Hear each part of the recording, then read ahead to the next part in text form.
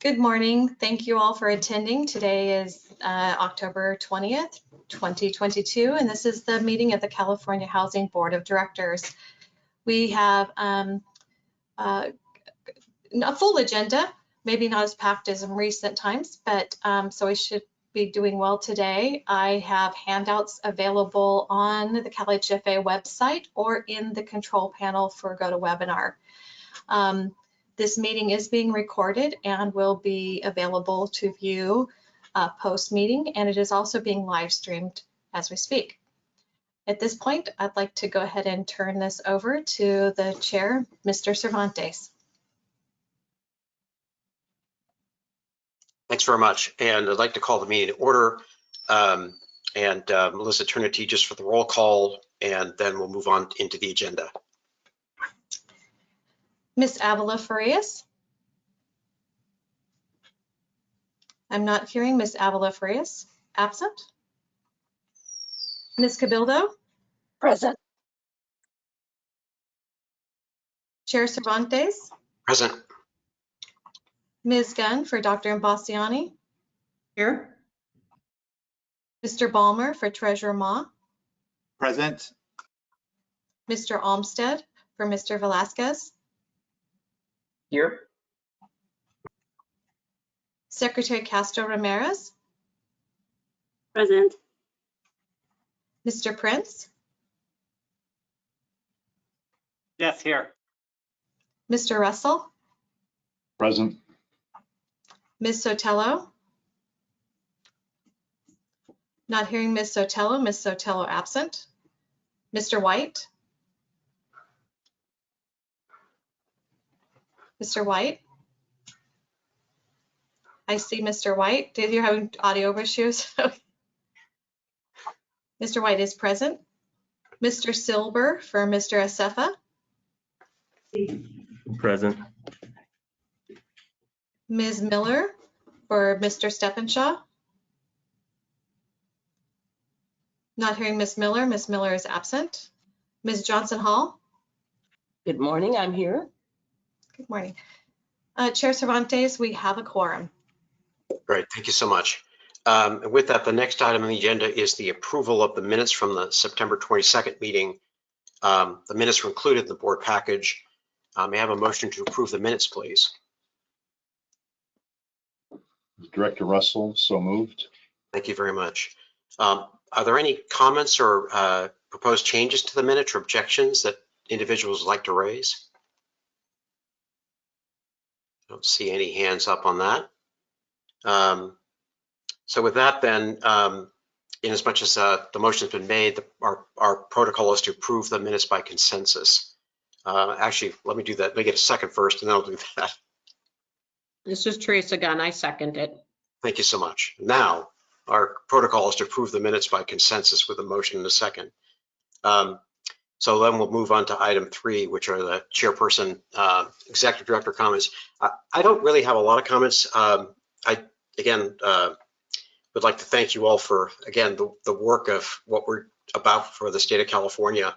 And we have several important items on the agenda today. It's not as packed as the last session, but as I'm ever mindful of keeping a quorum, as you know, and we're down a couple of folks at the start here, I'd like to see if is anyone potentially leaving the meeting early. I think we'll be done before noon, but I'd like to make sure we keep quorum throughout. So if there are individuals who might be leaving early, it'd be good to know that now, I think.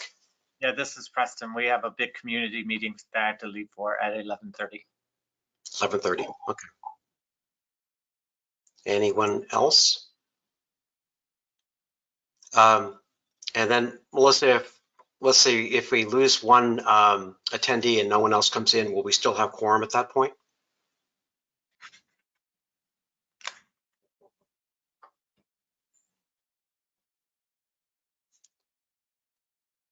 So I think Melissa's doing the count here. Just want to make sure we'll be in good shape. I'm sorry, I had my mic muted. Yes, we will. Terrific. Thank you so much. And Preston, thank you for the advisory. With that, I'd like to turn this over to our executive director for any of her comments. Thank you, Chair Cervantes. I would like just to start with mentioning that it's only been a month since we last got together, but I think it feels like longer because it has been quite busy around CalHFA.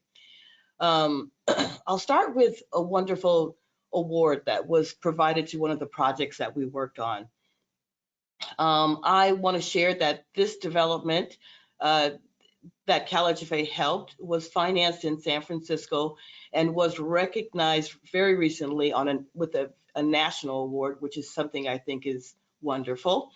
The project is named Tahanan. I understand from my executive assistant, who happens to be Filipino, that this word means house and home within that language, which makes it even more special.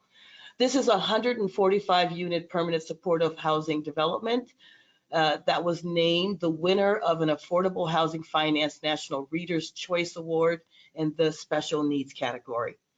CalHFA issued the bonds for this project that was developed by Mercy Housing and benefited from key partnerships with Tipping Point Community and the San Francisco Housing Accelerator Fund, which provided some upfront funding. Tahana also took advantage of the SB 35 streamlining and used modular design. So it's really an example of what this industry can do when we work collaboratively and think innovatively. Those ideas of collaboration and innovation will likely come through later today as part of our legislative update, which will be presented by our Director of Policy Strategy and Legislation, Francesc Martí. He'll go into more detail, but I wanted to highlight a couple of key announcements from the federal government, a revision of the rules for income averaging, and the extending of the placed in service dates for tax credit deals, which I think will be game changing. These are important actions which will lead to additional housing production in California and across the country. And our great partners at the National Council of State Housing Agencies were integral in getting them done. This is another of the countless examples of just how valuable CalHFA's partnership is with NCHSA. It is valuable not only because it gives us the channel to push forth California's priorities at the federal level, but also because it is an environment where our state truly serves as a leader in those national housing policy discussions. These particular actions address some of the uncertainty and volatility that we are still facing in the housing market, especially the affordable housing market, and are in alignment with the actions of California, which we have taken this year, whether it was with CIDLAC or TCAC, HCD, or CalHFA with our mixed income program. And that's not all, because Francesc also has an impressive group of state housing bills to fill you in on. I, along with Secretary Castro Ramirez and Director Velasquez, we're very fortunate to join Governor Newsom for an event last month in San Francisco where he signed off on all levels of housing bills. The sentiment there was that California may really be turning the corner on addressing housing affordability. And Governor Newsom also acknowledged that there is a lot more work to be done. But I'm optimistic because more important than any of these bills or federal actions that I mentioned is what it all shows collectively, which is that everyone seems to be getting on the same page as it relates to affordable housing. Now, a little bit about the California Dream for All program preparation. We're moving right along. And earlier this week, we held the very first meeting of our advisory working group. And it was clear that we have invited some great folks to be in the group. And we had some really productive conversations about consumer marketing and outreach and homebuyer education. So we are all heading down the same path in that we are making sure that we stay on track. We expect to have a formal Dream for All update on the agenda for the upcoming board meeting in November. Finally, as many of you know, It's been an extremely busy conference and speaking season, and you can hear it in my voice. I'm hoarse, I'm tired, but I'm here.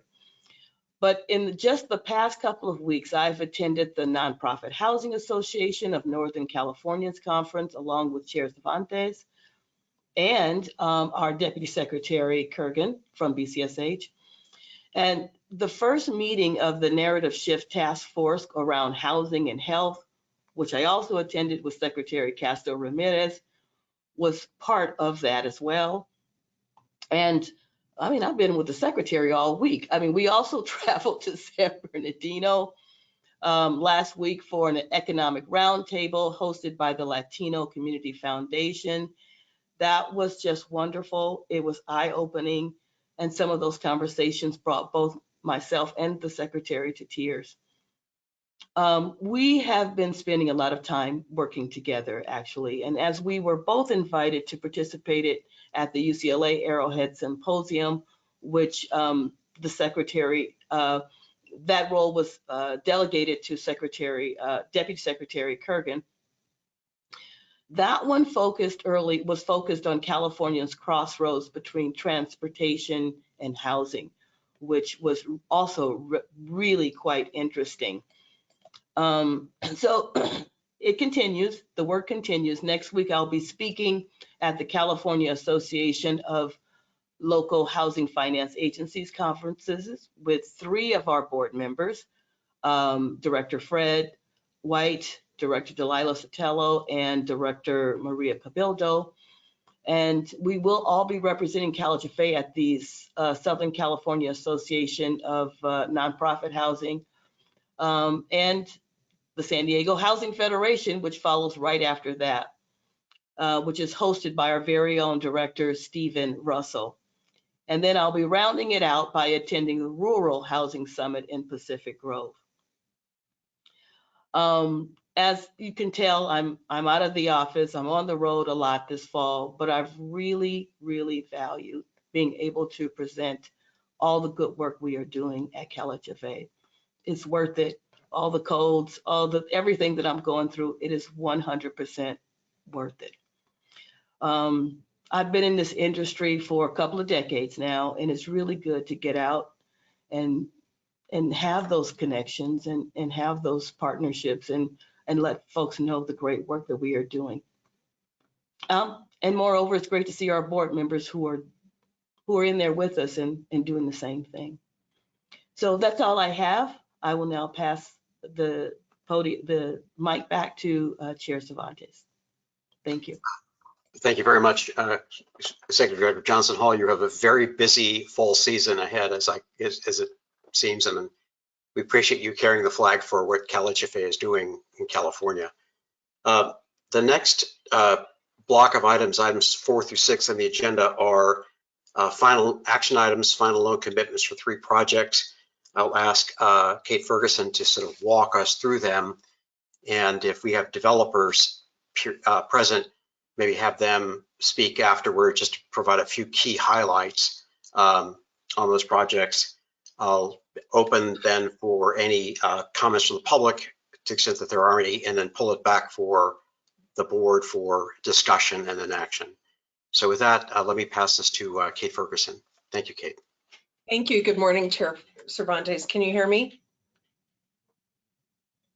Yes, we can. Thank you. Okay, good. Good morning, Chair Cervantes and members of the board. For the record, my name is Kate Ferguson. I'm the Director of Multifamily Programs here at CalHFA. Today, we're requesting approval for 3 permanent loans on 3 individual projects.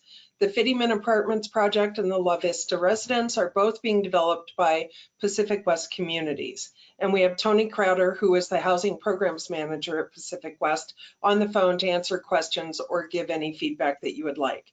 We also have the Shiloh Crossing project, which is to be developed by Corporation for Better Housing and its affiliate Integrated Community Development. And to answer questions or provide additional information, I have Justin Hart on the phone representing this development team. We'll be taking the project approval requests one at a time, and because I know that you've all received and reviewed the staff reports for each, I'll be providing you with a visual summary chart for the individual projects and keeping my comments very brief. Next slide, please. So let's begin with Fittyman Apartments, which I have trouble saying for some reason. Fittyman Apartments, which will be a 330-unit family project to be built in the city of Roseville, which is in Placer County. You can see a brief summary of the project on this slide. Notably, this project will be located in the highest resource area, and rents for these units will average between 26% and 76% below competitive market rents. Today, I'm requesting approval of resolution number 22-27, allowing CalHFA to provide a final commitment for a 30-year, $37.4 million permanent loan secured by the subject property. The first lien permanent loan is underwritten to a 54% loan to value and a first-year debt service coverage ratio of 1.15 times. In addition to the first lien permanent loan, CalHFA will provide a final commitment for an $8 million mixed income program subsidy loan, which will have a second lien priority position and which will be coterminous with the first lien permanent loan. And with that, I would be happy to take any questions. And I would also like to invite our guest, Tony Crowder, who is with Pacific West Communities, to make any comments he would like to make. All right, first, let's take, are there any questions for myself or Tony on this? I don't see any questions. Tony, would you like to give just a high level what's special about Fittyman if you're on the line? Tony, your line is unmuted. Can everyone hear me okay now? Yes. All right, great. Thank you. I appreciate your time today. And it looks like your summary pretty much covers the majority of the high level project. I can add that, we're very excited about this project and bringing, 330 units to Placer County. It's a very large project. And we're just now finishing up about 3 MIP projects. So we do have quite a bit of experience with this program. We're leasing up one in Folsom, in Santa Rosa, and then we have one leased up in Truckee as well. So we are pretty experienced with this program and with affordable housing in general in California, and look forward to working with CalHFA on bringing this much needed housing to the area. If anyone has any questions, please feel free to ask me.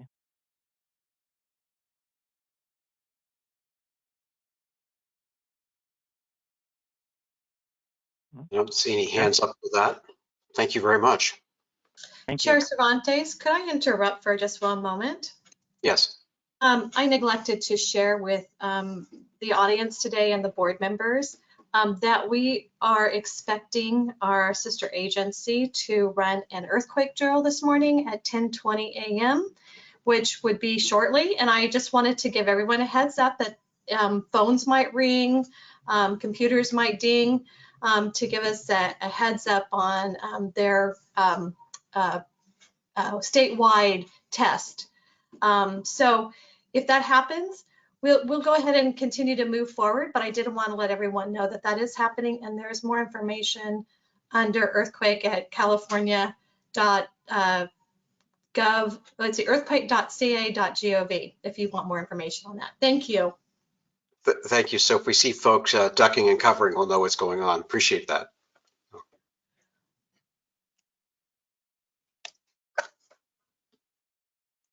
Okay, Chair Cervantes, I don't see any questions on Fittyman. We are requesting approval of resolution number 22-27. Recommend approval. This is Secretary Castro Ramirez. Thank you. Is there a second on that? This is Teresa Gunn. I'll second. Thank you. So you have a motion made and second. I did want to see if there's any public comment on this. So maybe before that vote, let me just Melissa asked to see if there's any members of the public who have a comment on this particular project. If we have anyone interested in making a comment at this time on this project, please raise your hand and we'll call on you. We ask that you keep your comments brief. I do not see any hands raised at this time. Okay, thank you very much for that. And then what I'd like to do, in as much as we have a motion made and seconded to approve this Betterment Ranch project, and this is, let me get the paperwork here. Resolution number, second. For resolution 22-27. Melissa, could you please call the roll for that? Yes, I have Anna Marie Avila Frias. She's joined the meeting. She's on the attendee side and we're having a little technical difficulty. Mark, can you unmute Anna Marie and see if we can hear her vote? Yeah, I've done that. It says that she's self-muted, but it also says she's offline. And I've tried calling and texting her. Okay, all right. We'll move on then. We have Ms. Cabildo. Aye. Chair Cervantes. Aye. Ms. Gunn. Aye. Mr. Balmer. Aye. Mr. Olmsted. Aye. Secretary Castro Ramirez. Aye. Mr. Prince. Yes. Mr. Russell. Aye. Mr. White. Yes. Resolution 22-27 is approved. Great, thank you very much. And I'd like to thank staff for the work on this project along with the whole development team. And with that, Kate Ferguson, will you take us to the next project, La Vista Residential, please? Yes. So moving on to La Vista Residence, which will be a 176 unit family project to be built in the city of Hayward in Alameda County. You can see a brief summary of the project here. This project will be located in a low resource area and rents for these units will average between 10 and 65% below competitive market rents. Today, I am requesting approval of resolution number 22-28, allowing CalHFA to provide a final commitment for a 30-year, $24.3 million permanent loan secured by the subject property. This first lien permanent loan is underwritten to a 49% loan to value and a first-year debt service coverage ratio of 1.15 times. In addition to the first lien permanent loan, CalHFA will provide a final commitment for an $8,270,000 mixed income program subsidy loan, which will have second lien priority and which will be coterminous with the first lien permanent loan. And with that, I have Tony Crowder remains on the line. This is also a deal with Pacific West Communities, and they are partnering with Eden Housing on this project. And Tony, if we have any questions, let's take questions first.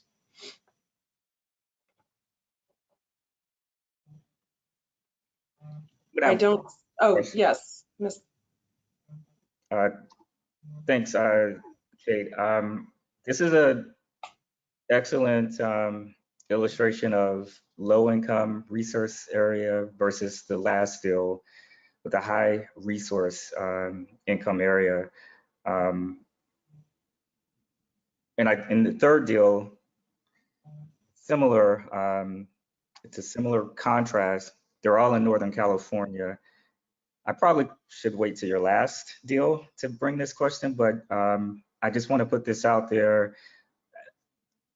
Have we identified low income versus high income in the Southern California region? And are we, how are we actively targeting kind of the developers in the Southern California region when it comes to the mixed income program? Because I could see it working in a place like Roseville, and you can go up to 120% of AMI.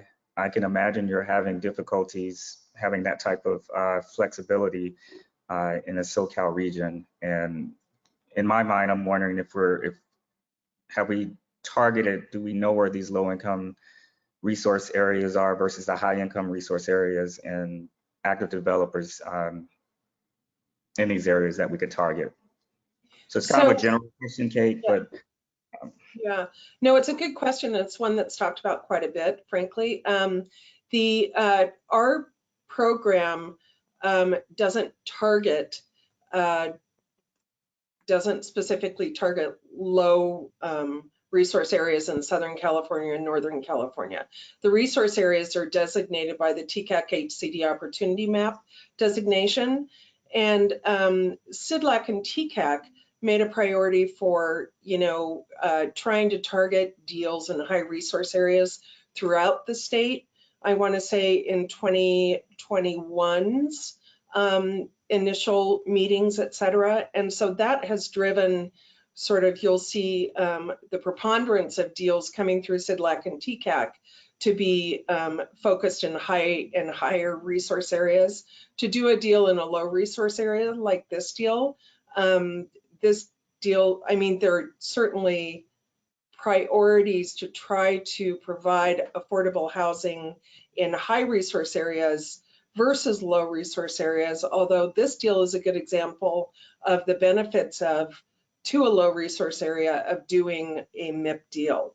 Our MIP term sheet also incentivizes an extra $10,000 a unit for deals which are located in high and highest resource areas. So that's really the only, if you want to call it targeting, it's an incentive. And that's basically based on what we're trying to do is that I think CIDLAC and TCAC's priority for high and highest resource areas mirrors what the administration's priority has been in the past few years. We have a county cap in our program additionally of 25% of the MIP can go to no one county can have more than 25 25% of the MIP, the total MIP pool for any year. So I don't know if that explains, if that addresses your question, but I think it's really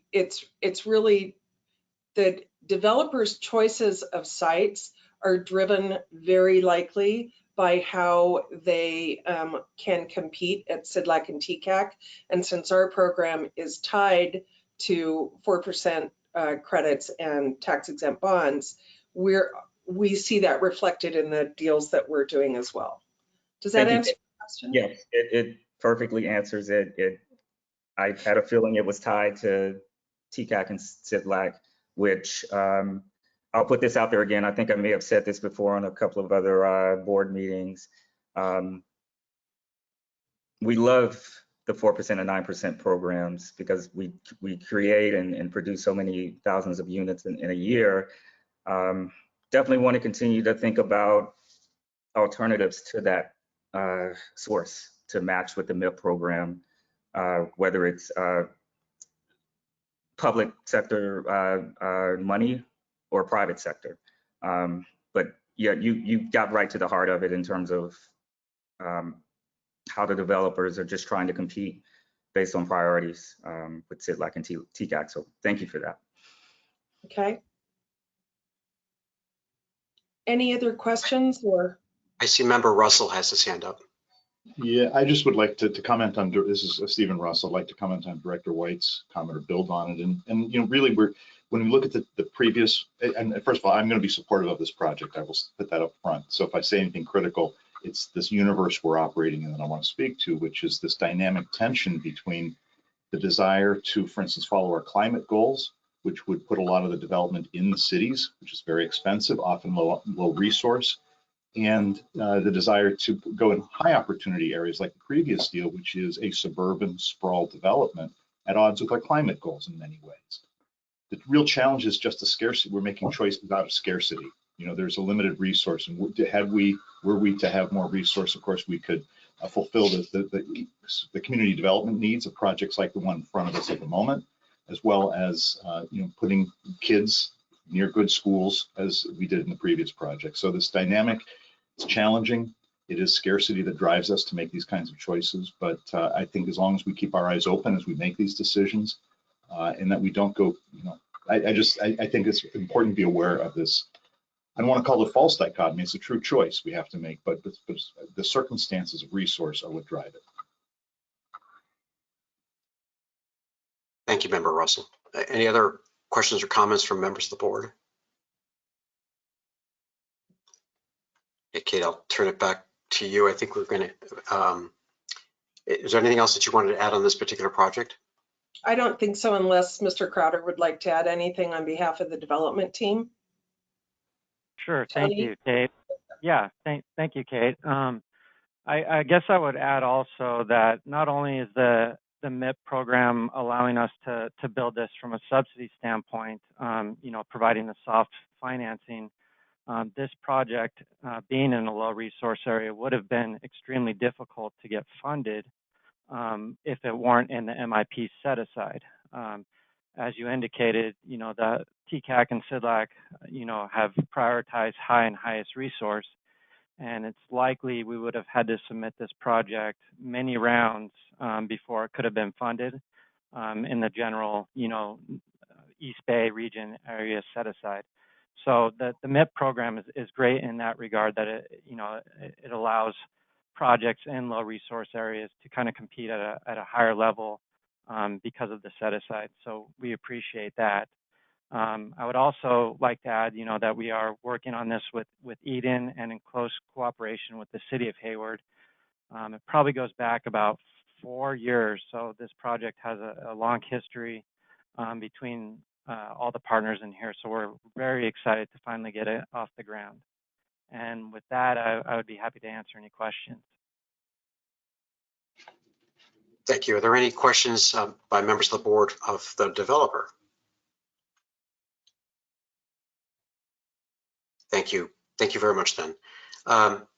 Kate, unless there's anything else you've got, I'd like to see if there's any public comment on this project.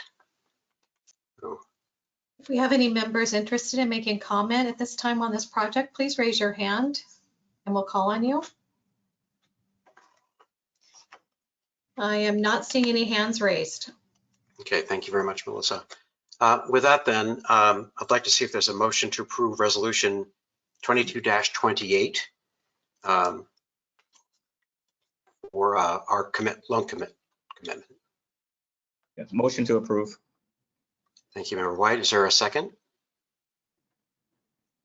Teresa Gunn will second. Great, thank you very much. With that, we have a motion made and second to approve resolution 22-28 for CalHFA's loan commitment for the La Vista residential project in Hayward. Melissa, can you call the roll, please? Yes, and we are pleased to say Ms. Avila Frias is now connected with us. So you get to call you get to make your vote first. Ms. Frias. Yes. Ms. Cabildo? Aye. Chair Cervantes? Yes. Ms. Gunn? Yes. Mr. Ballmer? Aye. Mr. Olmsted? Aye. Secretary Castro Ramirez? Aye. Mr. Prince? Yes. Mr. Russell? Aye. Mr. White? Yes. Resolution 22-28 is approved. Great. Thank you all very much. And then with this, we'll turn to the third and final project for this session, Shiloh Crossing in Sonoma County. And I'll turn it back to Kate Ferguson to walk us through this. Thank you, Chair Cervantes. Yes, finally, we have Shiloh Crossing, which will be a 173-unit family project to be built in the town of Windsor in Sonoma County. A summary of the project is reflected in the slide, and the project will be located in a high resource area, and rents for these units will average between 29% and 72% below competitive market rents. Today, I'm requesting approval of resolution number 22-29, allowing CalHFA to provide a final commitment for a 17-year, $21,696,000 permanent loan secured by the subject property. The first lien permanent loan is underwritten to a 60% loan to value and a first-year debt service coverage ratio of 1.15 times. In addition to the first lien permanent loan, CalHFA will provide a final commitment for a $15,442,000 mixed income program subsidy loan, which will have second lien priority and which will be coterminous with the first lien permanent loan. And with that, we have Justin Hart, who is the developer, on the phone representing, Corporation for Better Housing and their affiliate Integrated Community Development. So Justin and I would be happy to take any questions you might have. Thank you. Are there any board members with questions on this project? I do not see any hands up. Okay, perhaps if you want to ask Mr. Hart to make a few comments, then that might be helpful. Okay. Justin, are you on the phone? I am here. Can you hear me? We can. Feel Well, free. Go ahead. Thank you very much, board members, CalHFA executive and senior staff. We're very proud of this development. Shiloh Crossing, the development in front of you and under consideration, fulfills the goals of the Shiloh Road Vision Plan by developing an underutilized infill site along Shiloh Road into a LEED certified high-density mixed-use development located in a community experiencing a 0.8% vacancy rate with a high demand for needed affordable housing. I would like to take the moment again just to commend and on a personal level thank the CalHFA executive staff and leadership for guiding us through a lot of these turbulent times that we're all experiencing with the unprecedented increase in interest rates, construction costs, everything. It's really incredible to have a group as focused and well-versed in problem solving and policy set by its board to achieve the goals of addressing the affordable housing and overall housing crisis in the state of California. And it is a project, a development we've been working on for quite some time. And we're very excited and pleased to be a partner with CalHFA and its staff throughout this process.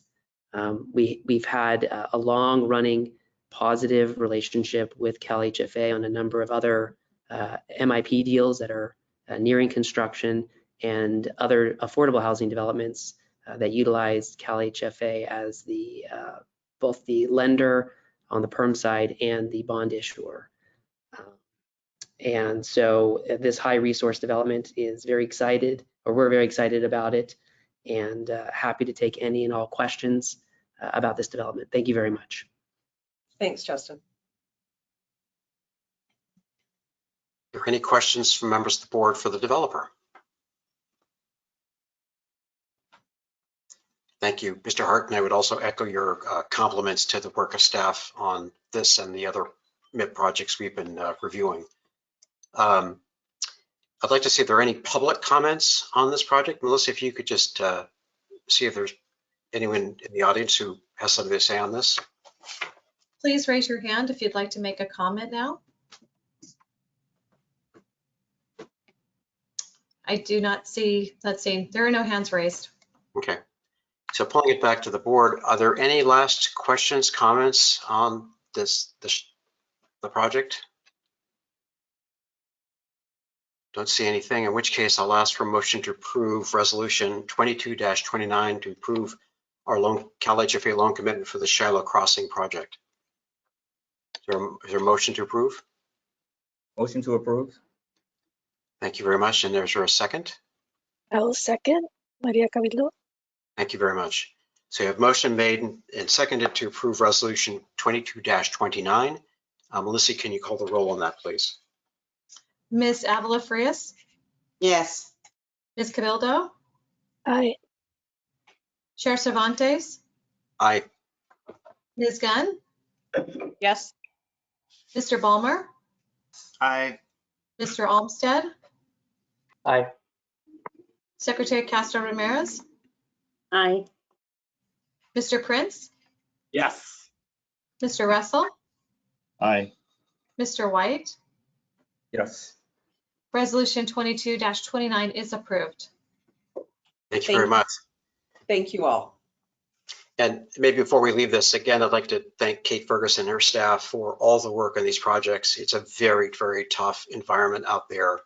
And I know that CalHFA has extended the effort to keep these projects alive. We wish the development team well in their efforts and look forward to a great dedication ceremony in a few years for all these projects and the others that are in the pipeline. And with that, I'd like to turn to agenda item 7, which is an update on the accessory dwelling unit grant program. Ellen Martin is here to make a presentation. All right, thank you so much. Can you hear me okay? Yes, we can. Thank you. All right, thank you.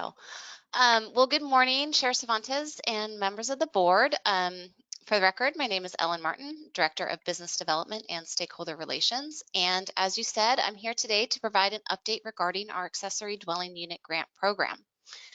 So Courtney, if we could go to the next slide, please.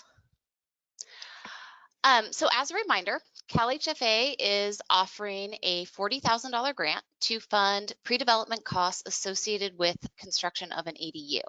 The grant is available to homeowners that are earning less than CalHFA's income limits, which are roughly 150% of area median income. And we currently have $100 million in state general funds for the program, which means we can offer the grant at this level to fund about 2,500 ADUs. Next slide, please. So I wanted to start with just a reminder of our grant deployment process because I think it's really pertinent to recent developments in terms of the uptake in program funds, which the board recognized and acknowledged at our meeting last month. So this slide outlines how we deploy the grant funds through our existing lender network and our other ADU partners. As you'll recall, CalHFA works with about 150 approved lenders for our traditional down payment assistance programs, and we qualified a number of those lenders to provide the ADU grants. The most critical feature of how we deploy the ADU grant funds is that we have to have a managed construction escrow account. That's how we know that the funds for an ADU will be managed appropriately and that the ADU will ultimately be constructed and delivered. So when we first established the grant program, we set it up to be delivered through our traditional lending partners that offered construction or renovation financing for ADUs, which have that requisite managed construction escrow component. So under that approach, the homeowner would apply for a construction loan with the approved lender. The lender would roll those ADU eligible, grant eligible costs, pre-development costs, into the loan. The lender would pre-qualify the homeowner to receive the grant and would send the application over to us. And then when we approved the grant, we would wire those funds directly into the construction escrow account. And then the ADU is constructed, financed via that construction loan. Next slide, please.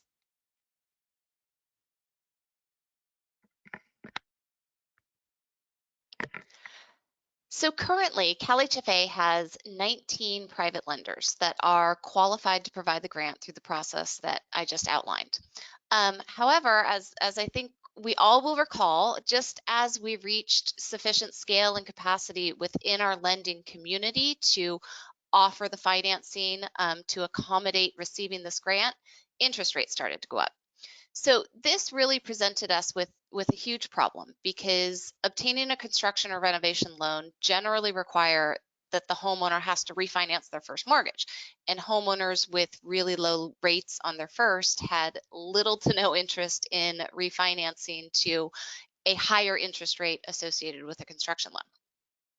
So at that point, we began to work with local jurisdictions, with nonprofits and credit unions to introduce more financing flexibility, the ability to pair our grant with financing that's offered by local jurisdictions and nonprofits that and credit unions that can offer more creative products, things like short-term construction financing, a HELOC, or a second mortgage, but that still offered that critical managed construction escrow. However, most of these programs were fairly small and have a fairly limited geographic scope. So with input from our ADU working group, which is an informal group of ADU practitioners and experts from outside the agency, we developed a strategy to bring on ADU partners that can offer a third-party managed construction escrow. HPP Cares is currently the sole nonprofit that we have on board to provide this service, but we are working to onboard additional partners. So the huge advantage associated with a third-party managed construction escrow is that it allows the borrower to bring any financing that works for their situation. So they can bring a HELOC, they can bring a second mortgage, they can bring cash. And the introduction of this third-party managed construction escrow gives us what we need in terms of fund and project management, that gives us the assurances that the ADU is actually going to get built, but it also gives the homeowner the flexibility that they need to find financing that really works for their unique situation. And so as we've seen in the ADU numbers, this development has really unlocked the program and turned what heretofore was a trickle of grant reservations into something of a flood. So we do have to acknowledge that even this financing flexibility may not work for everyone. For instance, those borrowers with a HELOC will find that they may have higher financing costs because we will require them to fully fund the escrow account in order to receive the ADU grant funds. The reason for this is that we need to know that the funding is in place to build the ADU and that those funds will be managed by a regulated escrow company with construction management experience. So our borrowers will still need to evaluate if using the CalHFA grant to build their ADU makes sense for their unique financing circumstances.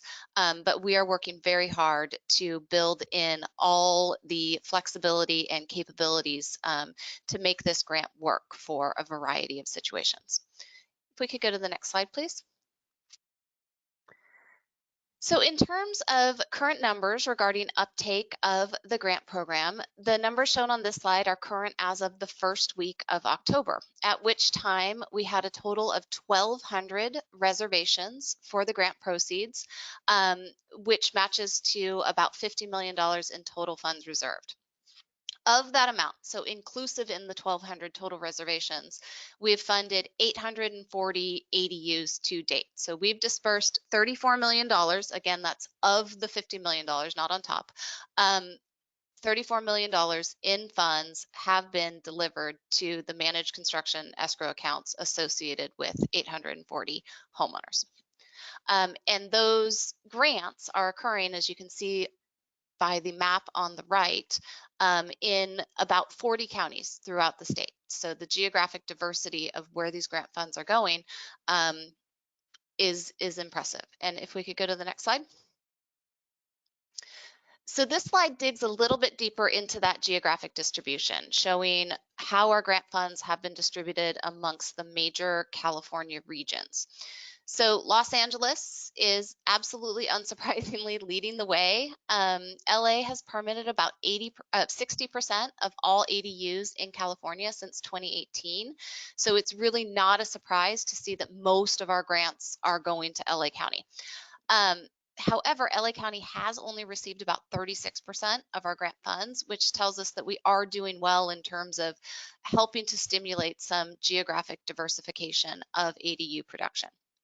The Bay Area is catching up quickly. That also makes sense given income levels in the Bay Area and rental income potential in the Bay Area that make the economics of constructing an ADU a little bit more palatable than elsewhere in the state. We do see that our grant funds might be helping to move the needle on ADUs in other regions of California and to help encourage that ADU production throughout the state. So for example, if you look at the capital region, it's a fairly small slice at 6% of our grant funds, but it's really important to note that the capital region only produced about 2% of all ADUs that were permitted in California since 2018. And then similarly, the Central Valley has received about 3% of our grant funds, but they permitted less than 1% of all ADUs in California since 2018. And there's a similar story to be told for the other regions on this chart. So we also find that nearly 40% of our grant funds are going to disadvantaged communities, which tracks with the population and homeownership benchmarks that we've established in terms of making sure that we're reaching disadvantaged communities with these funds. Next slide. So this table shows the distribution of our grant program funds by homeowner race and ethnicity. We've benched this data against the racial and ethnic composition of homeownership in California, since by definition, you need to be a homeowner to build an ADU with our grant. So as you can see from this table, we are reaching a fairly diverse cross-section of California homeowners, with about 28% of our grant funds being distributed to households where the primary borrower is Latino. This is relative to approximately 25% of California homeowners with a householder that identifies as Latino. And then similarly, you can see that the grant program is also performing well with respect to our homeownership benchmarks and serving Asian, Black, Native American, Native Hawaiian, and other Pacific Islander households. Next slide, please. So moving forward, the top priority for us is to continue to add additional ADU partners that can offer the same type of financing flexibility that HPP Cares can offer.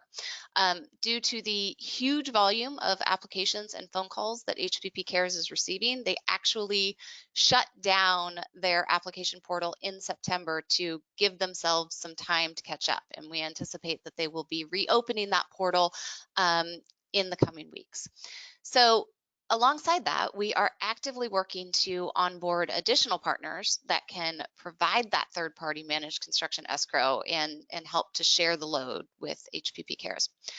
We will also be continuing our focus on monitoring and reporting related to the performance of the ADU grant program and calibrating our outreach and marketing as needed based on what we're seeing in that monitoring process. And then finally, and I think Francesc might talk about this a little bit more, but CalHFA was allocated an additional $50 million for purposes of ADU financing as part of the last budget cycle.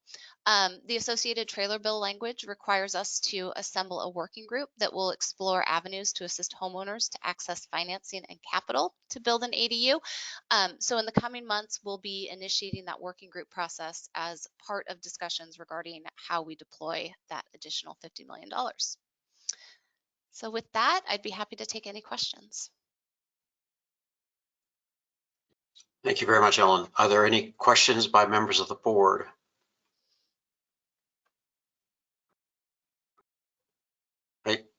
I see one member, Russell, has his hand up. Yes, Ms. Martin, thank you for that report. I think this is a remarkable program. And I just wanted to point out what struck me is that the map you showed of where the ADU program is being utilized is the inverse map of our home ownership assistance, it feels like.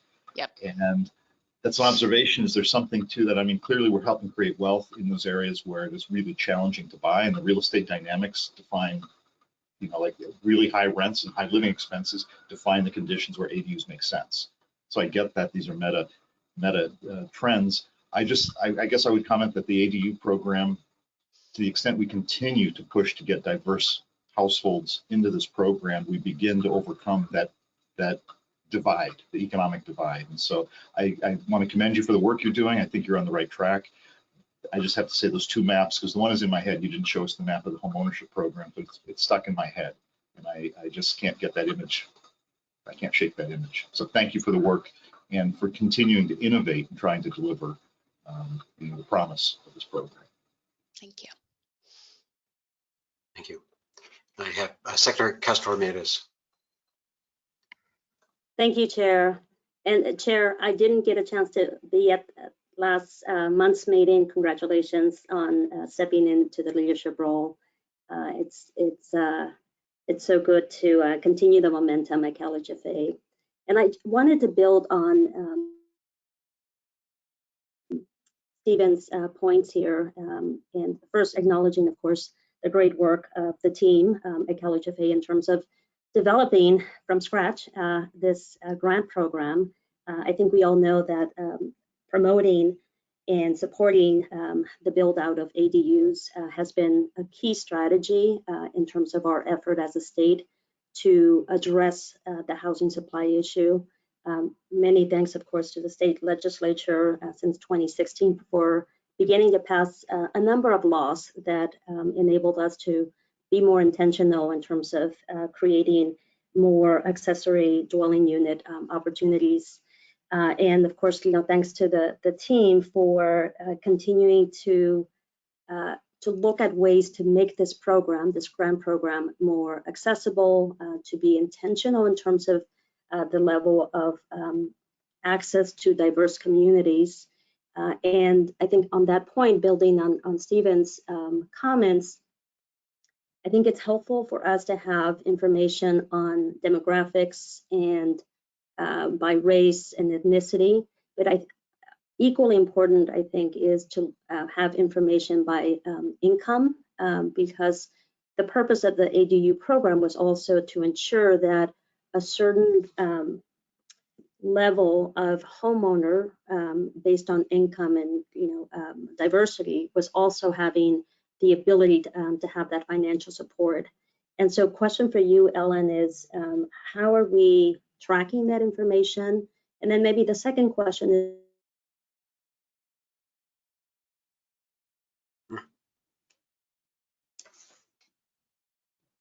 the data you shared showed that maybe 39%, we're reaching 39%. Is that the goal that we're shooting for? Should we strive for more? And how are we defining disadvantaged communities?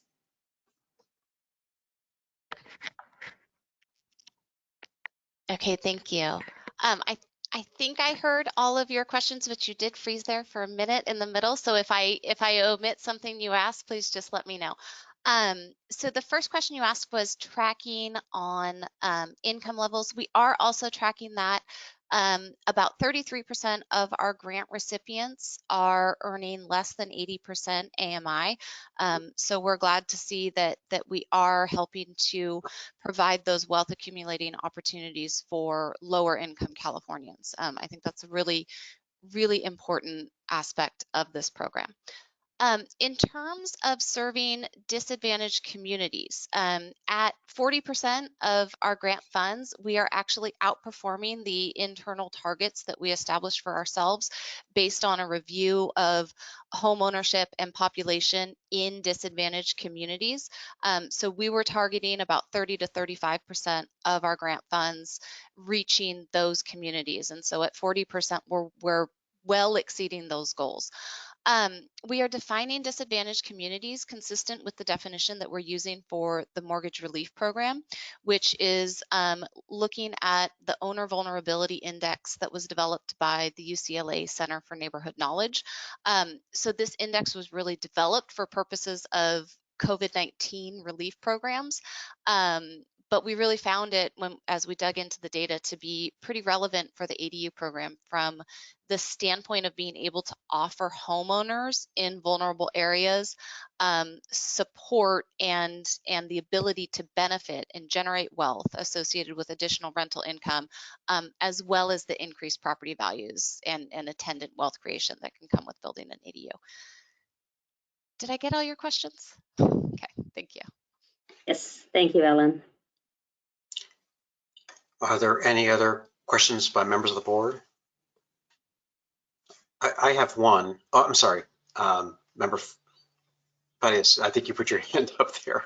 Yes, I did. Thank you, Chair Cervantes. Yeah, I just want to thank staff. It's just been amazing to see how this program has morphed in the last 12 months and where we were a year ago and where we are today. And kudos to staff and Tina with your leadership on this. It's really impressive. And just also, I think, to acknowledge the community, how many stakeholders have gotten involved and taken a big interest. And ultimately, you know, it's going to take, you know, a few more months to refine this. It's just going to be a process of growing and learning and hopefully creating a product that many people can access, because even if it's higher income people accessing it, it's going to create affordable housing units for an individual to rent. And I think we need to look at it through different lenses about creating inventory and targeting various income groups. And so I'm looking forward to more dialogue about this and targeting different segments, because you know, many people are sitting on parcels that can build another accessory or even a junior ADU.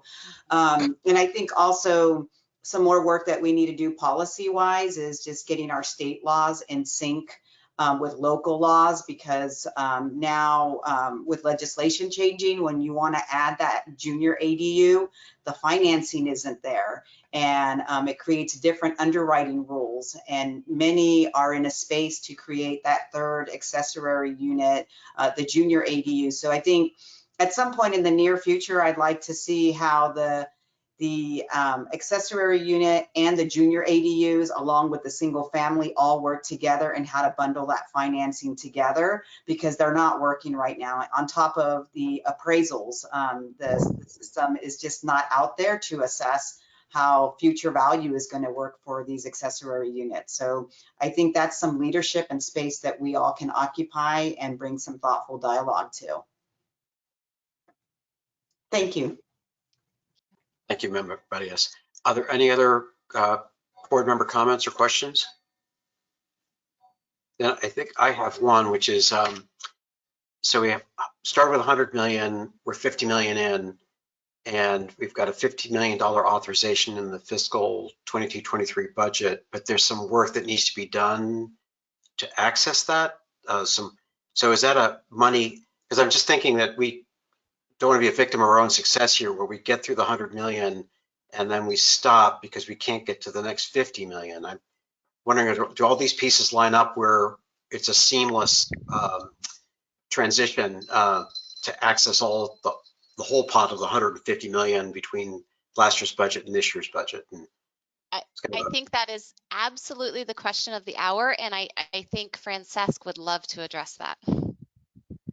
Sure. Hello, welcome, Chairman. I think this is the first meeting that I with you in your new chairmanship. My name is Francesc Martí. I'm the Director of Policy, Strategy, and Legislative Affairs, and I'll be presenting to all of you in a minute. But to your question, this is actually something I'll be covering as well.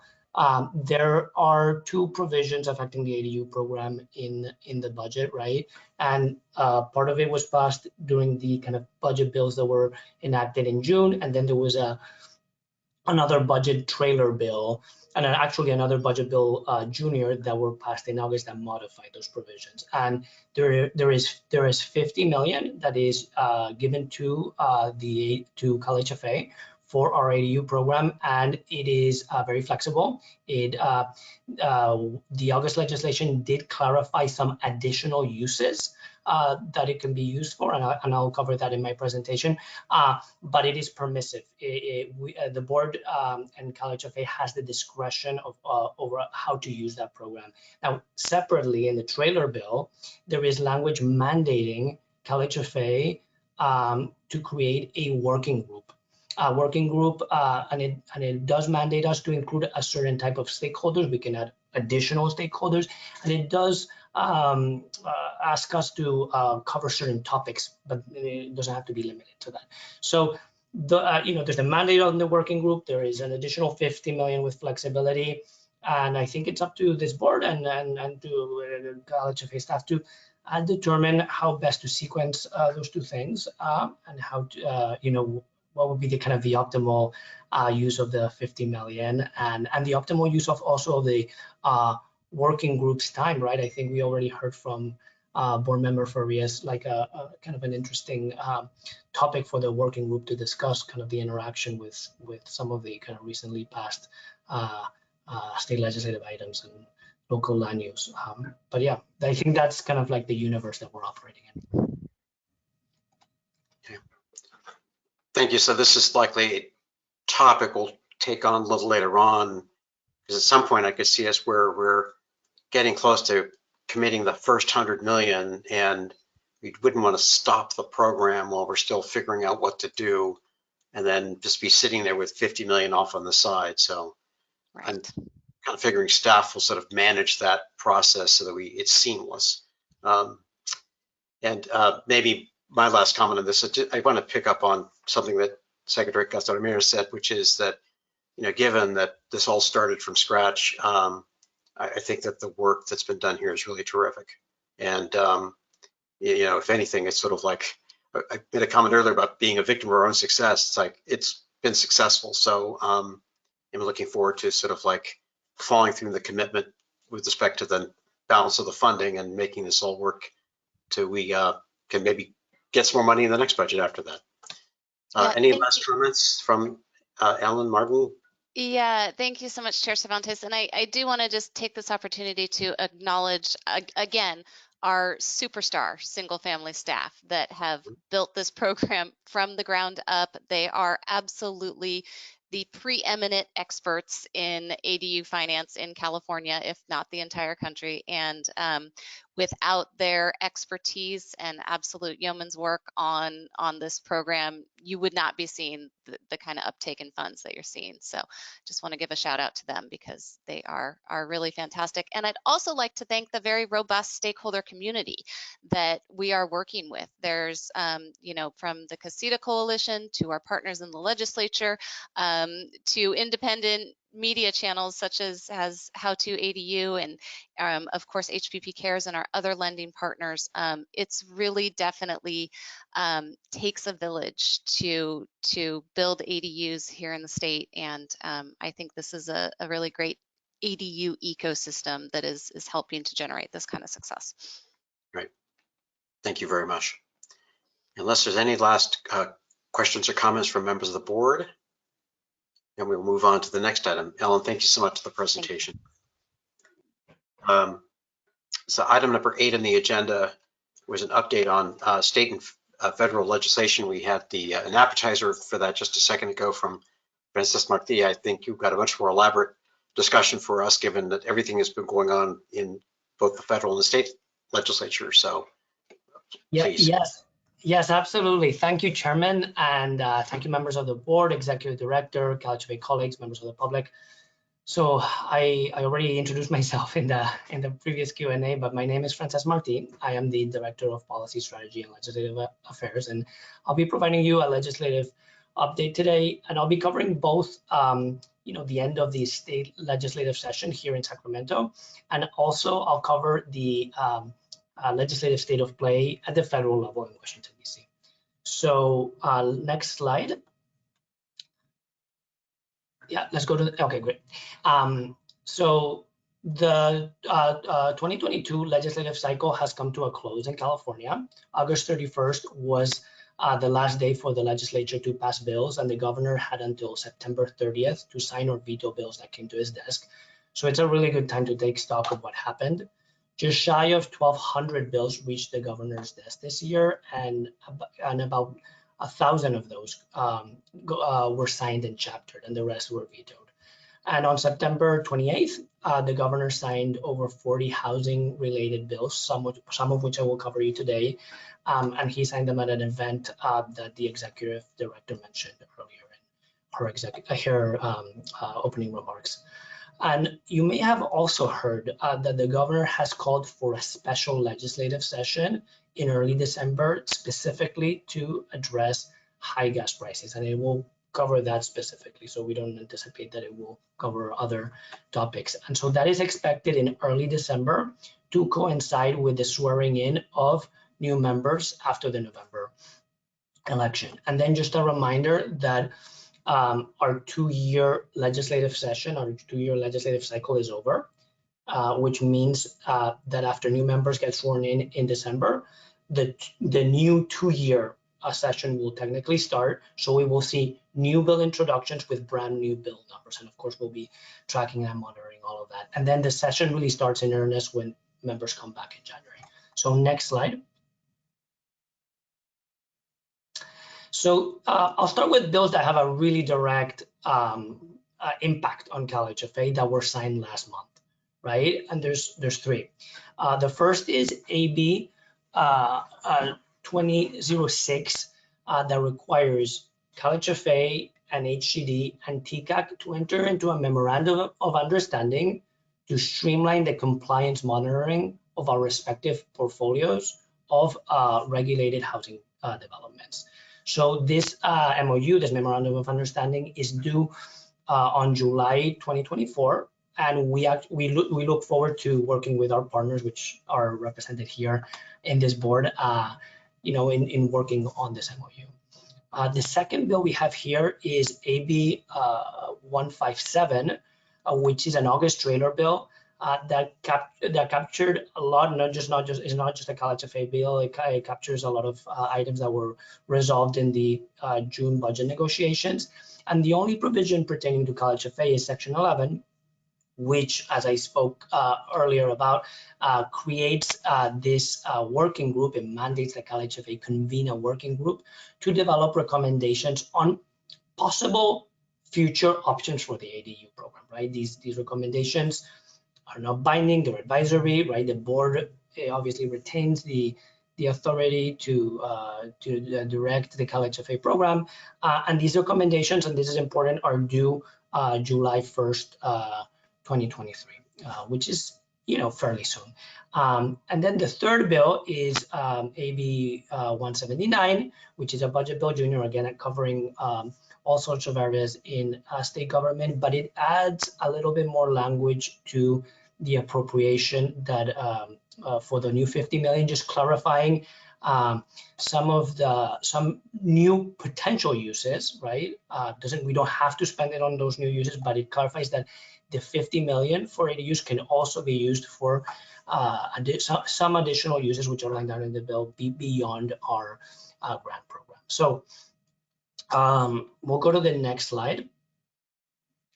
So in order to just give the board a complete account, and for this deck, which I'll share with board members to be a sort of complete reference guide, I did include some direct impact bills that were passed earlier this session as part of the budget process. I already covered these in my last presentation, and one of the bills provides the funding for the Dream for All program and for the ADU program, and the other one was the original bill that provided the 50 million. Provided the 50 million for ADU, and the other bill provided the statutory parameters for the Dream for All. And so we'll go to the next slide.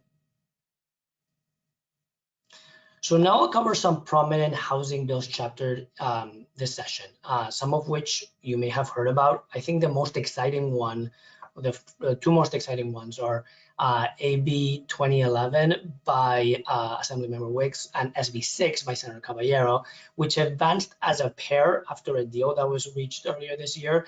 And they both seek to incentivize housing in commercial sites, though they take slightly different approaches. These are the bills that, if you've heard of any bills in the news, state bills, these are the ones that have made it to the news. And AB 2011 creates an expedited CEQA exempt process, approval process for residential development in commercial sites, as long as projects have an affordable set aside and pay prevailing wages. And SB 6 allows residential development in commercially zoned land without having to do a rezoning and without any affordable set asides, as long as the project uses union labor, right? And so different approaches, but they kind of work in tandem. They're kind of two different options in a menu. And together, I think they're expected to be game changers in terms of tapping into that vast housing potential in California's commercial corridors. So in the land use arena, we also see bills to provide an enhanced density bonus in heavily urbanized areas, and a bill also to further streamline the building permitting process. Also of interest to CalHFA, since we're now a significant player in the ADU space, and as our board member Farias kind of alluded to earlier, there are bills seeking to make building ADUs easier. This has been kind of like a multi-year trend we've seen in the legislature. We'll see it almost every year, some bills kind of easing the process. And amongst other things, these two bills that are listed there mandate that localities increase ADU height limits, and that they either approve or deny an application within the 60-day window that is actually already in statute. There's also a number of bills creating local housing finance vehicles or entities this year. I think the most notable one is Senator Kamlager's bill creating a Los Angeles County HFA, which is called the name of it will be the Los Angeles County Affordable Housing Solutions Agency. And I'm sure we'll hear more about that agency in the years ahead. And then we'll go to the next slide.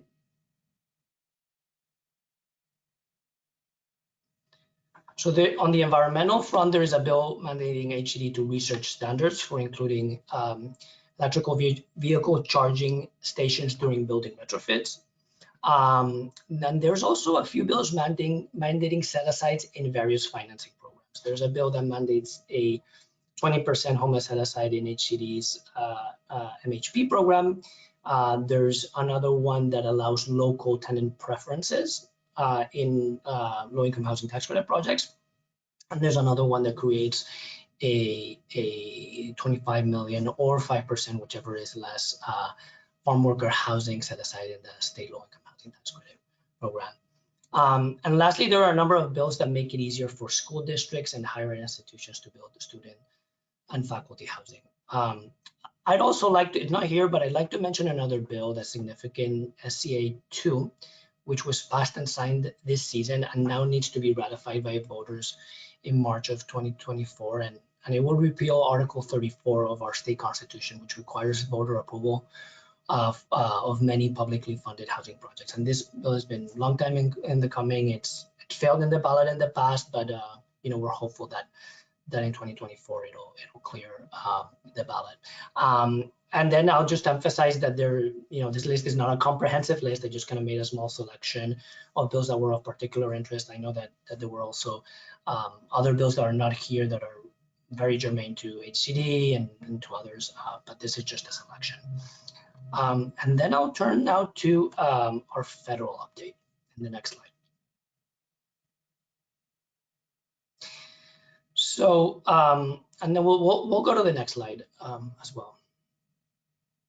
So not surprisingly, at the federal level, everything is dependent on the outcome of the midterm elections, and we absolutely don't expect any activity whatsoever before November 8th. And all eyes are really on the lame duck session that will occur between the elections and the end of the year, right? Whatever the outcome of those elections are, right? And the LIHTC advocacy community, which we are a part of, has two big priorities, and they're listed there, right? Which is restoring a 12.5% increase to the 9% program that was obtained in 2018 and expired at the end of last year. So restoring that because it's lapsed, right? And that's a decrease in LIHTC resources. And the other one is lowering the 50% test that determines how many private activity bonds are needed to generate low-income housing tax credits. And the ask is to lower it to a new 25% test, right? So CalHFA is laser focused on the second one, on this lowering the 50% test, as it would have a massive, massive impact on California. I mean, to the scale of making possible the financing of 17,000 additional units per year, right? Essentially doubling the production of our 4% program, with many caveats in that analysis, but just roughly. So the next slide, I think answers that kind of $1 million question. So what needs to happen for this 25% test to be enacted by Congress during this lame duck session, right? And what I wanted to convey with this graphic is that it's not easy, right? It's a torturous road, but it's possible, right? And just to kind of start with the first item here is the opportunity arises because the funding for the federal government is authorized under a temporary measure called a continuing resolution, and that continuing resolution expires on December 16th. So what happens next? They either negotiate an extension of that continuing resolution, or they negotiate full funding bills, right, in the terms of an omnibus spending bill, or the federal government shuts down. Those are the three things that could happen, right? So there is a strong expectation that under many scenarios, under many different political scenarios arising from the midterms, that Congress will want to do an omnibus bill. It's kind of heavily dependent on what happens, but the expectation is that this is probably the most likely scenario that they will want to negotiate an omnibus. Now, if there's an omnibus, there's also the very strong expectation that they will add a tax title to that omnibus bill, that it won't just be pure spending to, continue the funding of government, but there will be a tax title. And the reason for that is that there are important tax provisions that are expiring at the end of the year. And there's strong interest, many sectors outside of housing, to include these tax extenders. Now, if they're considering tax extenders, which is likely, if there's an omnibus, then the LIHTC community is going to ask that the 12.5 extension or restoration rather be considered an extension. This was a provision that lapsed that should have been extended and should be part of an extender, right? So now is where it really gets tricky, right? and number 4 here is once the tax title in the omnibus is being considered and is being negotiated, we have to see whether there's appetite in Congress for a broader tax title where new items can be added on And we are told that if that is the case, the 25% test is a very, very short list of items that will be heavily in the mix. So this is all to kind of convey that we are clear-eyed, that the road is not easy. I think we are a little bit cured from what happened to Build Back Better, in the last part of 2021, right? But we are very clear-eyed that all of this road is heavily dependent on a lot of external and macro factors, right? But we do look forward to working on our congressional delegation and with our partners in the administration, in the Treasurer's office, to make sure that we are ready in the event that if there is a window of opportunities, we can deliver on this item for our state. Because I really like what we're impressing on our delegation and on everybody is that there is probably no single policy or legislative item that can make more impact to California affordable housing than lowering the 50% test. They're just not, you can find a collection of other items, but as a single item, there's probably no other item that would be as impactful. And then in the next slide, before I end, I wanted to wrap up with a regulatory update and some good news that our executive director alluded to in her opening remarks. On October 7th, the IRS released guidance that will make it easier to income average in projects, which means that some units can go to 80% if the average AMI of the unit is below 60%. And so this is great for mixed income projects in general, right? CalHFA, we're a big player in that space and will allow us to have greater diversity of incomes, create more financially sustainable projects. And I should kind of emphasize, as I kind of recap, prior to this change, the LIHTC community had been extremely resistant to income average because of the previous IRS rules created the risk of the entire project falling out of compliance. So this is an item that CalHFA had strongly advocated for, that the coalitions that we're a part of have strongly advocated for. So this is a nice win, prior to the lame duck session. And at the same time, the IRS also provided some relief from upcoming low-income housing tax credit deadlines. I think that's in recognition of the continued challenges in the construction industry. The new IRS rules extend the various placed in service deadlines in the LIHTC program by a year. There's different deadlines in there, but they all kind of get extended by a year. What this gives is projects facing hardships such as supply chain shortages, challenges getting to closing, workforce challenges. It gives these projects much needed breathing room. And like our executive director said in her opening remarks, NCSHA was absolutely pivotal. They were probably the most pivotal in getting this IRS relief to come to fruition. So with that, I'll end my presentation and I can answer any questions that the board may have. Frances, thank you very much for a robust presentation on all these different topics. I'd like to see if there's any board members who've got follow-up questions or comments. I see Member Russell. Good morning, and Frances, thank you, and thank you also for your clear-eyed optimism. I think both qualities are necessary in this environment, and you've accurately described how the San Diego development community here feels about that test. I mean, there's number one, and then there's far down, there's number 2, 3, 4, 5. But you're spot on in your analysis. A couple things that I spend a lot of time with commercial brokers. Don't ask why, but it's an important way of understanding the environment here. And so, I like to hear how they describe some of these legislative outcomes. And one of them that I think was particular, two that are very interesting. One is with regard to home ownership. There was discussion about the forecast in real estate in San Diego County, and this group of brokers basically said, we're not going to talk about single family. There is no future there. We have legacy subdivisions. In an area like San Diego, there really is not going to be a future for single family housing. I say that in the context of our desire to try to increase home ownership, create opportunities for wealth, and the barriers that exist to producing for sale multifamily housing. And so I'm hoping that we are monitoring, and perhaps we can propose in our discussions a better analysis of that, because honestly, for the tens and tens of thousands of people, well, I'm thinking Southern California, probably hundreds of thousands statewide, if we can't produce multifamily housing, we are not going to increase the pool of folks who can participate in this wealth building. We're simply shifting around who owns these homes. So I raise that as a very broad question that I'm looking to smarter people than me to inform me on what can we do around this crisis of multifamily. So that's point one.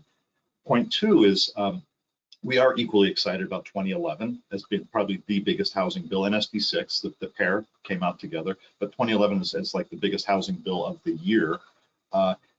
These same set of brokers did not factor it into their future projections. And I was really curious why. You don't see this as a game changer. And their view was that the tax benefits, the Prop 13 conferred tax benefits, mean that multi-generational ownership, there's very little incentive for these commercial strips where they're getting passive income.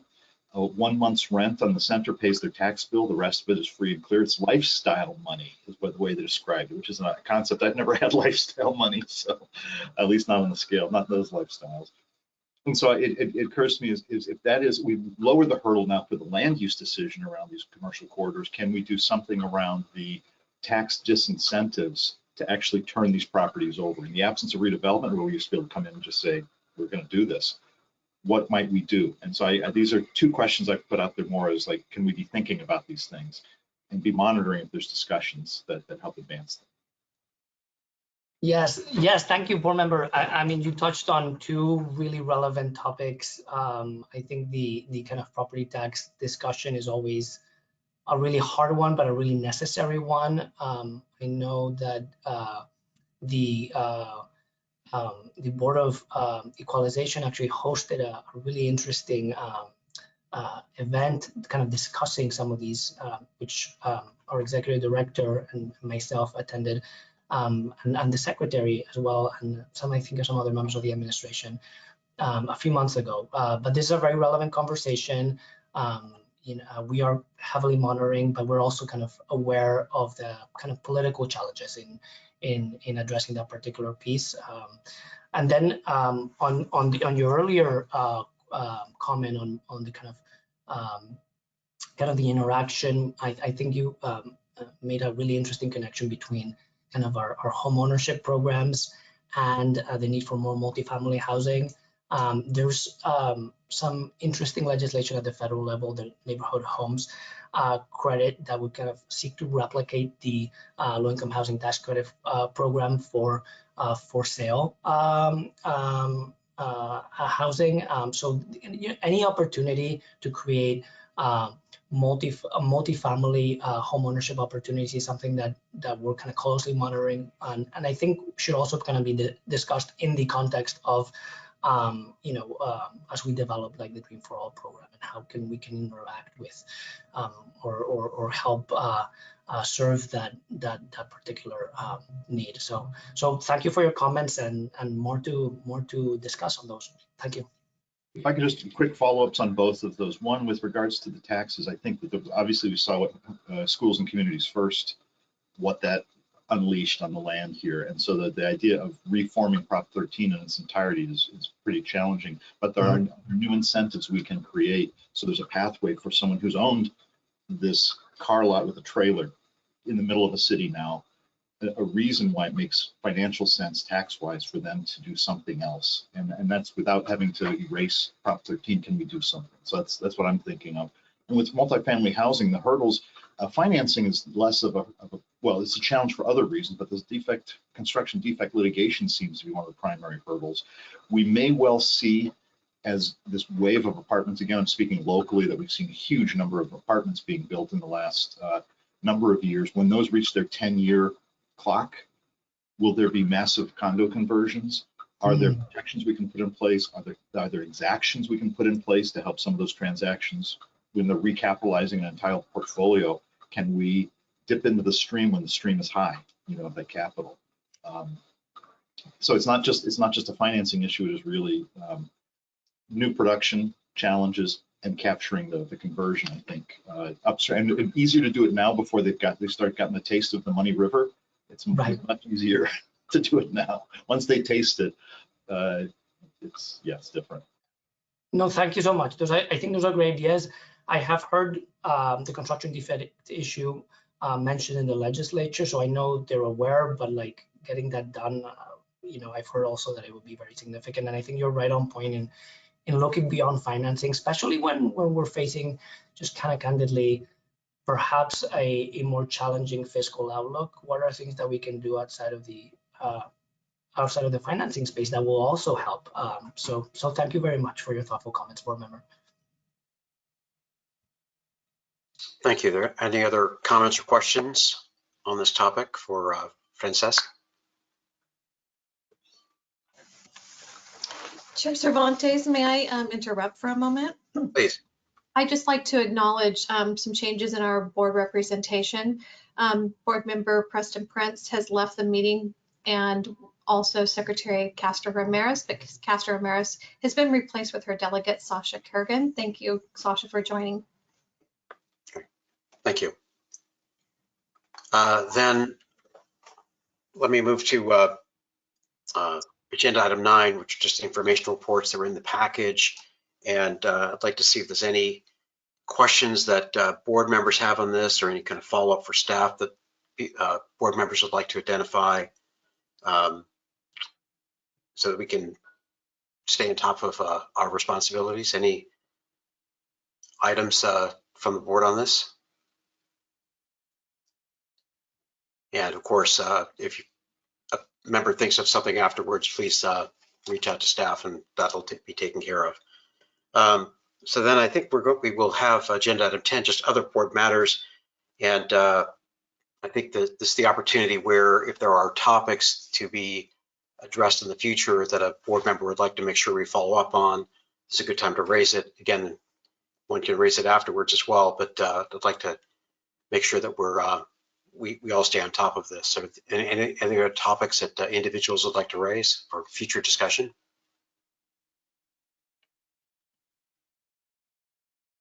I know that we'll have a discussion on the Dream for All program coming up next meeting, which will be significant. Of course, if there's anything else, then please let staff know. And with that, then we're getting close to the end of the meeting. I'd like to open up the floor for members of the public to have a comment or a question. I think what I'd like to do is to sort of welcome any comments from the public.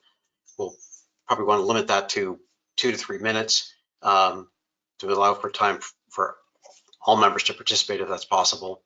Melissa, if you could open the floor to see if there's any members of the public with a comment on a topic. Yes, please raise your hand if you'd like to make a comment. It looks like we have several. I'm going to ask Courtney to go ahead and unmute the members and announce them. Thank you, Melissa. Right now we have Ryan O'Connell. Please unmute your mic and go ahead with your comment. Hi, commenting on agenda item number 7.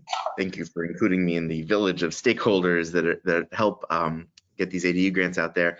And just to answer the chair's kind of questions about the timeline, I do think that once the portal reopens for HPP Cares, you're going to see something at the same clip that we were seeing, which is, call it 800 to 1,000 grant reservations a month.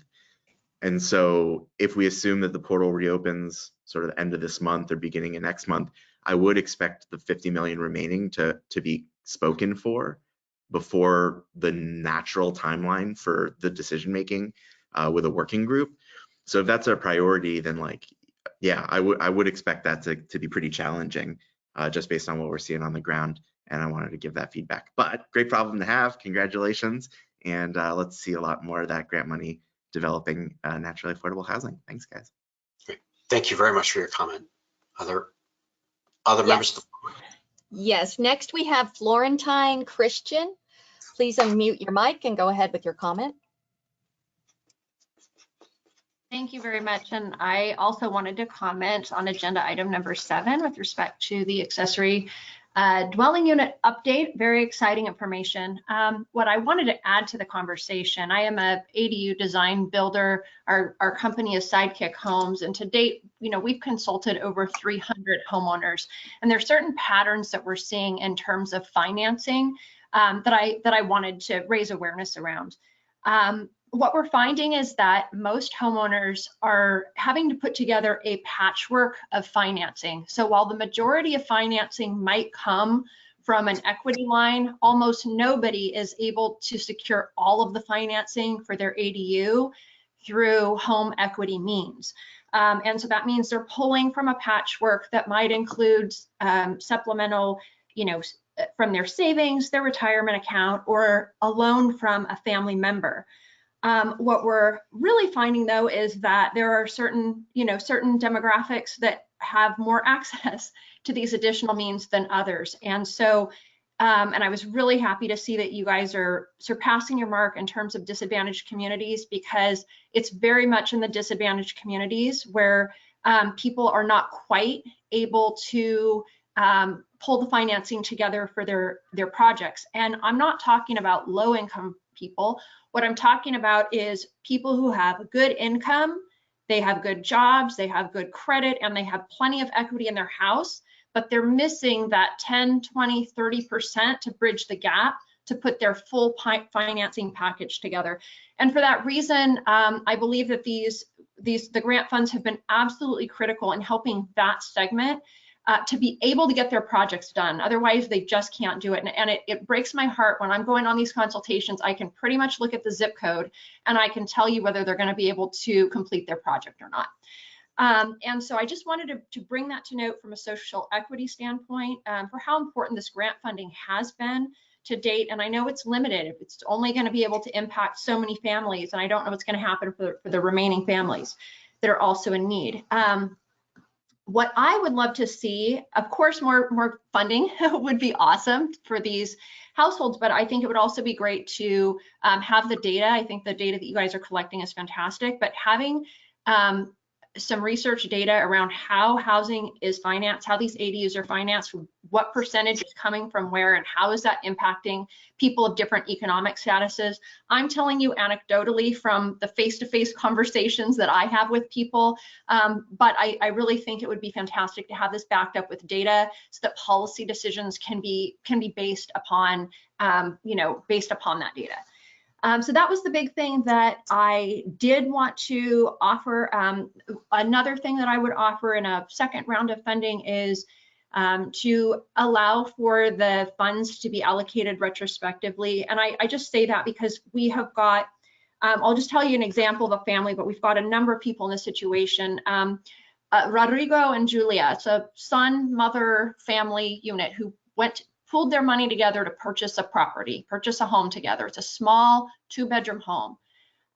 When we started the design process with them, they were able to get pre-approved for the financing that would get their ADU built.